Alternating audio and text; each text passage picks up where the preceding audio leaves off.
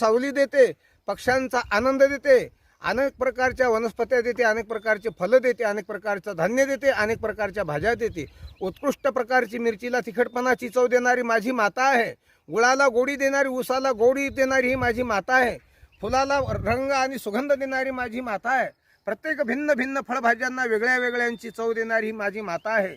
या मातीच्या कणाकणामध्ये माझ्या परमात्म्यांचं कणकण में भगवान जो असं म्हटलेलं आहे. याच मातीच्या पवित्र मातीच्या पुतळ्याला आम्ही लक्ष्मी करून मांडतो आणि तिचं संपूर्ण भारतभर लक्ष्मी मातीची पूजा करतो. ही भारत माझा प्रत्यक्षात लक्ष्मी आहे.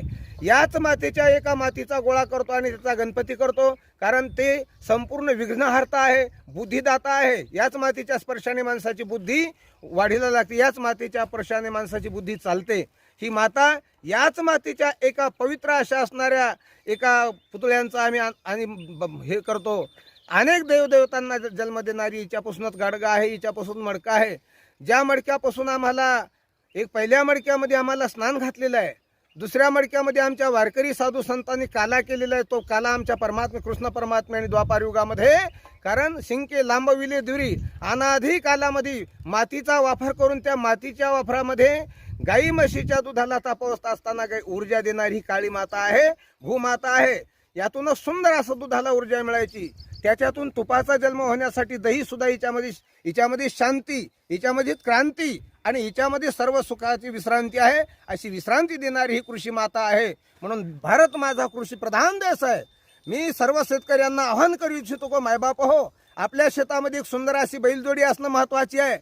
आपल्या खुट्यावरती एक गाय असणं महत्वाची आहे. आणि काळी मातेला पायातील वाहन काढून प्रत्येक शेतकऱ्याने नमन केलं पाहिजे.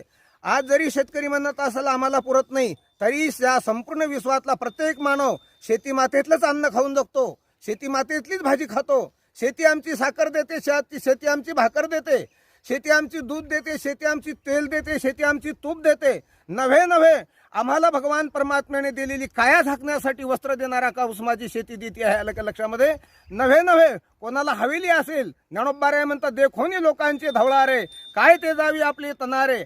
अरे सामान्य माणसाला काही जर नसेल ना, तर तो माणूस या शेतातल्या 4 लाकडं तोडतो आणि शेती मातेतील 4 पेंढ्या गवत कापून सुंदर अशी झोपडी मानतो. अनेक युगायुगापर्यंत झोपड्यांची, आजही झोपड्यांची मोठी किंमत आहे. माझे साधू संत, मठाधिपती साधू संत, आखाड्यातील साधू संत जे कुंभामध्ये स्नान करतात आणि आजच्या स्नानातून संपूर्ण भारतीयांना आशीर्वाद देतात की तुम्ही कोरोनासारख्या महाबिमारीतून मुक्त व्हाल आणि मुक्त होऊन महाराज जीवनभर चांगले आनंदानं जगाल, संपूर्ण जग आनंदाने जगावं हीच भगवंताला शुभेच्छा करतो. आणि शेतकरी मायबापांना शेतीवरती अजिबात नाराज न होता